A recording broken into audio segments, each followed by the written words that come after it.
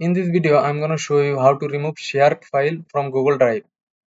First of all, open your Google Drive and make sure you are logged in with your Google account. In the left hand panel of Google Drive, here you will see share with me, all the shared file with me with the owner name and date.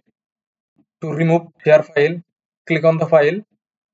At the top toolbar, here is trash icon, click on that. If you want to remove multiple files at a time, select one and then press Ctrl on your keyboard and select your file that you want to remove. Once all selected done, click on this trash icon at the top toolbar. If you want to delete all the files at a time, then scroll down at the bottom of this page, then select a file or folder and then press Ctrl A. All the items selected. Now at the top toolbar, click on move to trash. That's how we can remove share file from Google Drive. If this tutorial found helpful, please subscribe our channel for more tutorial like this one.